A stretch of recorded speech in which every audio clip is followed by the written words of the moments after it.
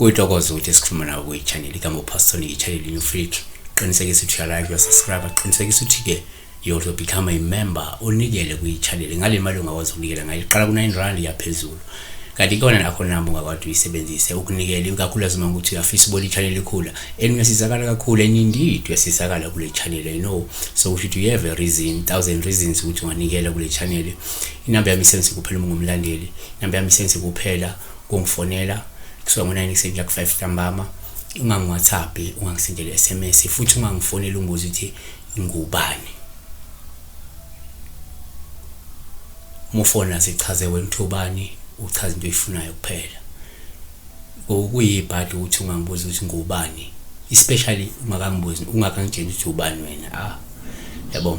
But asigenela user shutha nagama uthi sanibona la ekhaya. Bengicela ukubuza usho ukuthini phupha ubhukuda olwandle. Ubhukuda kolwandle kungasho into ehlukahlukene. Kodwa ke ulwandle luyisizinda semimoya ehlukahlukene emihle nemibi. Ulwandle luyisizinda esiphinde sikhombe inhlanhla, sikhombe ukuhlambuluka nokugezeka okusuke kwenzeka noma sekudingeka futhi. Number 1, ake sithi ke uma uphupha la ubhukuda nje olwandle, sithale nje uPaul uhluma luthule ulwandle. Lokho kungasho inhlanhla, ngasho ubumsulwa nobumnene. Kungayikhomba inqubekela phambili noma ukuthuthuka nokuthula ngenxa yesidalo sakho uma wembethwe imimoya. 2, uma uphupha futhi ubhukuda olwandle, lolu kuPaul uhluma nje luluhlu lwandle. Lo kungasho ukuthi wembethwe imimoya enamandla yokusiza abanye futhi ke mhlawumbe kuzodingeka ukuvakashele olwandle. Uyothi nje ukugeza, mhlawumbe ukuhlambuluka lapha yana. Noma nje uyongena olwandle. 3, yenzeka futhi uma ubhukuda olwandle kube uPaul sithale nyongolubi uma luna magagasa namandla.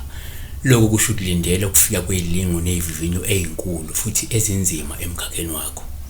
Isaiah 51 verse 15, nginguJehova uNkulunkulu wakho ovusa ulwandle ukuze amaza alo ahlokome. NginguJehova sebawoti igama lakhe. 4, kuyenzeka futhi uma uphupha ulwandle kube uPaul ubumalo namagagasi.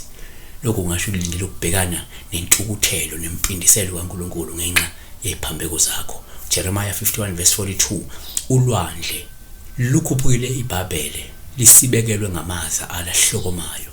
Imizi yalo ichithekile, yizwe elomileyo nehlane, yizwe elingahlalwa umuntu. Kungandluli kulindodana yomuntu. Amahubo 107 verse 25, ngokuba ke wakhuluma wavusa umoya wesiphepho owaphakamisa amadlambo olwandle.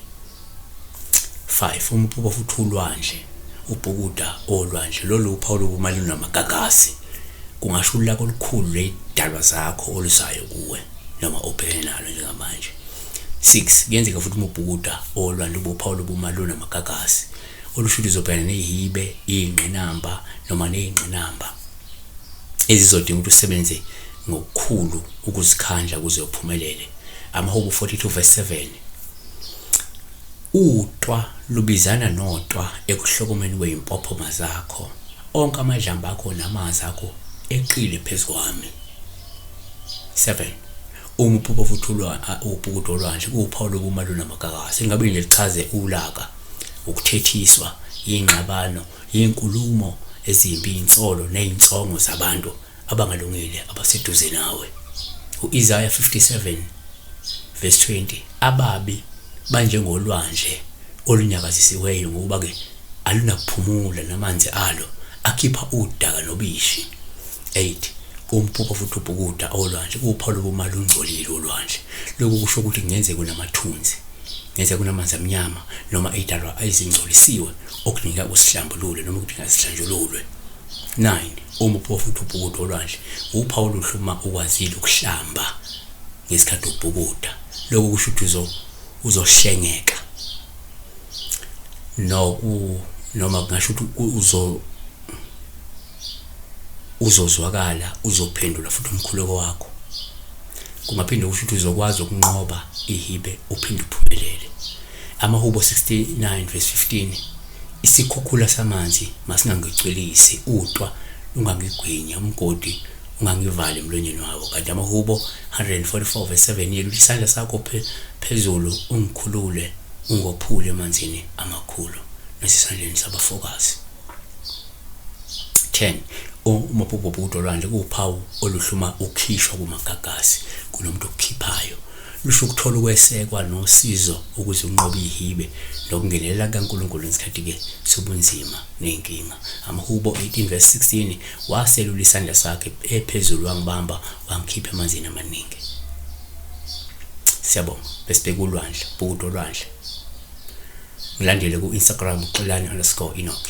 Ngilandele ngenza kwethu nonke, tshelani abanye bengilandele ngifollowe nonke.